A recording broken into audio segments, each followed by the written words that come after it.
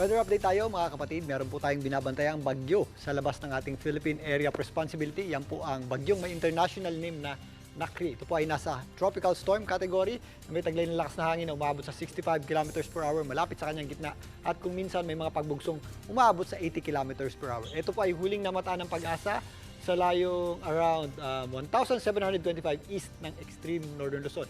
Ito po ang bagyong may international na name na Nakri ay hindi natin inaasang maglandfall or tumama sa lupa. Ito lamang pong tatlong weather system, ang northeasterly wind flow at ang ating shear line, yung salubungan ng ating northeasterly wind flow at easterlies at intertropical convergence zone ang nakaka-apekto po dito sa ating bansa.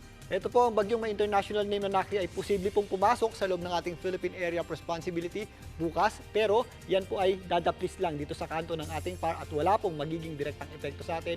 At since wala rin po tayong habagat, wala rin po yung papalakasin na southwest monsoon. Yan po ay maaaring makalabas din dito po sa area ng ating responsibility sa darating na Biyernes ng madaling araw at tutungo dito sa area ng southern portion ng Japan.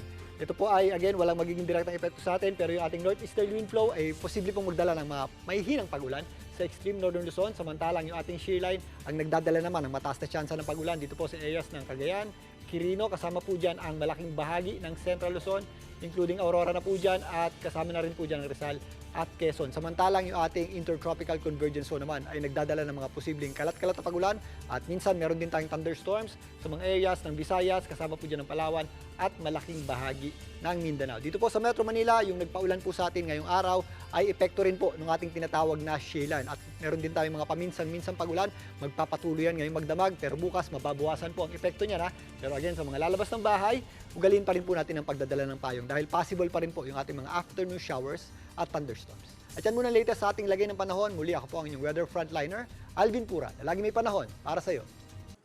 Mga kapatid, Julius Babaw po.